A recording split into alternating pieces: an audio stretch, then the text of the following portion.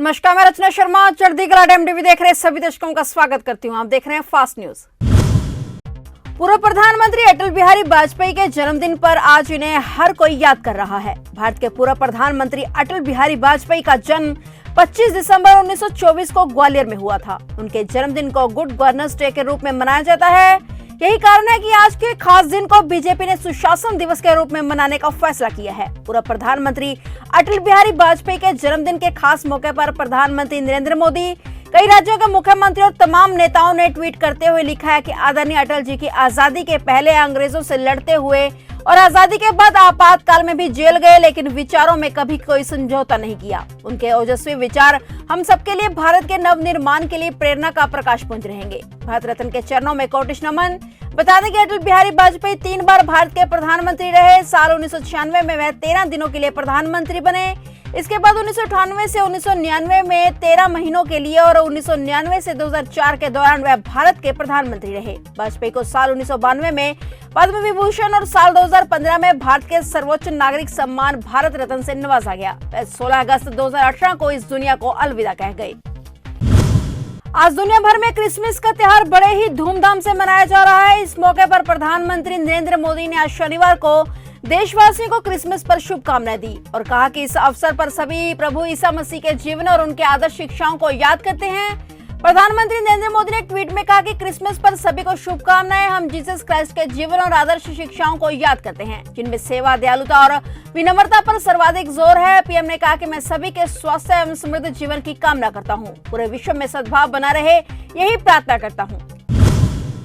छत्तीसगढ़ सरकार ने राज्य में कोविड-19 के नए वेरिएंट ओमिक्रॉन की रोकथाम के लिए धार्मिक और सामाजिक त्योहार एवं नए साल के कार्यक्रमों में 50% व्यक्तियों को ही भाग लेने की अनुमति देने का फैसला किया है। राज्य के जनसंपर्क विभाग के अधिकारियों ने यहां बताया कि राज्य के सामान्य प्रशासन विभाग ने आज धार्मिक और सामाजिक त्योहार और नव वर्ष के उपलक्ष्य में आयोजित कार्यक्रमों के संबंध में निर्देश जारी कर दिए हैं। इसके अलावा कोविड-19 के मामले बढ़ने के बीच महाराष्ट्र सरकार ने रात्रि 9 बजे से सुबह 6 बजे तक सार्वजनिक स्थानों पर 5 से अधिक लोगों के जमा होने पर रोक लगा दी है। दिशा निर्देशों के अनुसार रेस्तरां, जिम्नेजियम, सिनेमा घरों और स्पा को 50% क्षमता के साथ परिचालन करते रहने की अनुमति है। संक्रमण को देखते हुए उधर उत्तर प्रदेश सरकार ने भी सख्ती दिखानी शुरू कर दी है। यूपी में आज शनिवार यानी 25 दिसंबर की रात 11 बजे से नाइट कर्फ्यू लगना शुरू हो जाएगा।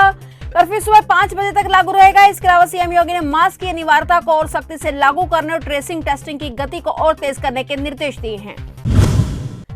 राजस्थान के जैसलमेर जिले में सम थाना क्षेत्र में देर शाम वायुसेना का एक MiG-21 विमान क्रैश हो गया, जिसमें विंग कमांडर हर्षित सिन्हा की मौत हो गई। सूत्रों के अनुसार भारत पाकिस्तान सीमा के पास सुदासरी गांव में वायुसेना का लड़ाकू विमान MiG-21 क्रैश हो गया और भारतीय वायुसेना ने MiG-21 लड़ाकू विमान हादसे में विंग कमांडर हर्षित सिन्हा के निधन पर शोक व्यक्त किया है। वायुसेना ने ट्वीट कर कहा है कि भारतीय वायुसेना बेहद दुख के साथ यह बताना चाहती है कि विमान दुर्घटना में विंग कमांडर हर्षित सिन्हा का निधन हो गया।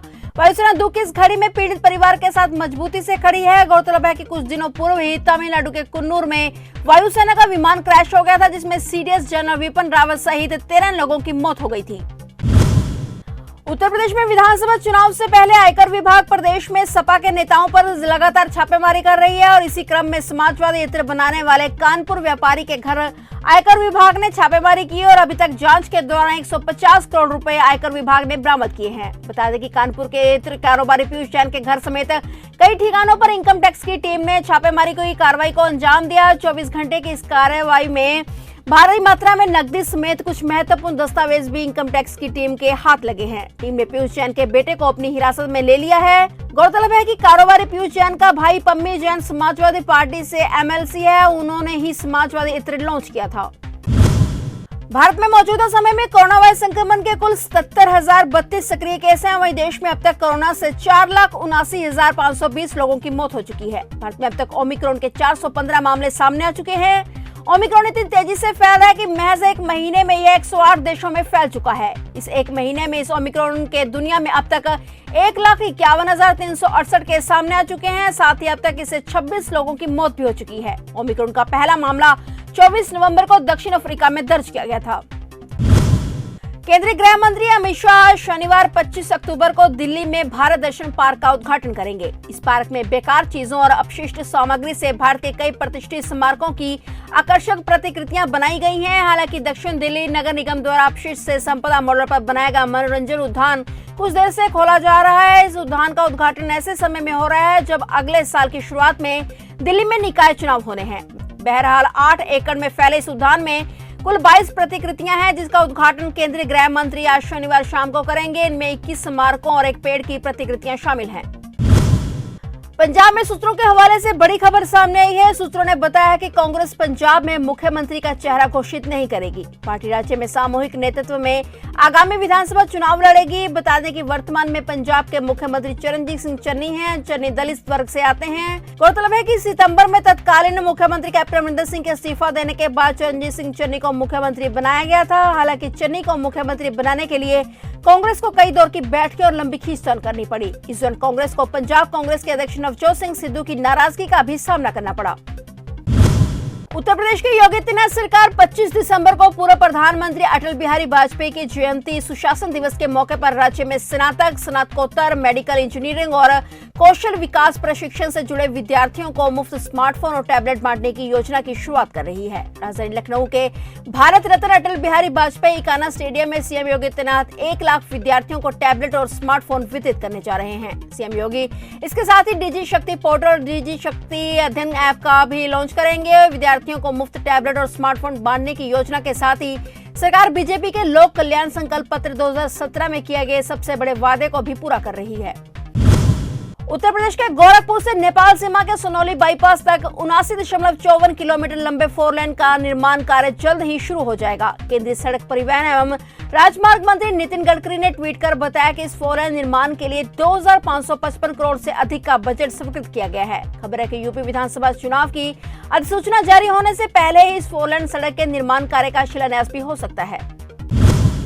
दिल्ली की तिहाड़ जेल में पिछले 8 दिनों से 5 कैदियों की मौत से हड़कंप मचा हुआ है। हालांकि जेल प्रशासन इन्हें नेचुरल डेथ बता रहा है। इसके साथ इन सभी मामलों की सेक्शन 176 सीआरपीसी के तहत मजिस्ट्रेट जांच भी की जा रही है। दिल्ली की तिहाड़ जेल को देश की सबसे सुरक्षित और सुविधा युक्त जेल माना जाता है, लेकिन पिछले 8 दिनों में 5 कैदियों की मौत से हड़कंप मचा हुआ है। वहीं जेल सूत्रों का कहना है कि प्रशासन इस बात को लेकर चिंतित है, आखिर कैदियों की मौत क्यों हो रही है। हालांकि ठंड को भी मौत का कारण बताया जा रहा है। वैसे जेल में ठंड से कैदियों को बचाने के लिए सेल में बैरक के दरवाजों पर पारदर्शी प्लास्टिक लगाई गई है। इससे न सिर्फ हवा से बचाव हो रहा है, बल्कि जेल प्रशासन की कैदियों पर नजर भी बनी रहती है। वहीं इस समय जेल प्रशासन कैदियों की स्वास्थ्य जांच भी करवा रहा है। फिलहाल फास्ट न्यूज में इतना ही। तब तक के लिए देखते रहिए चढ़ती कला टाइम टीवी और मुझे दीजिए इजाजत। धन्यवाद।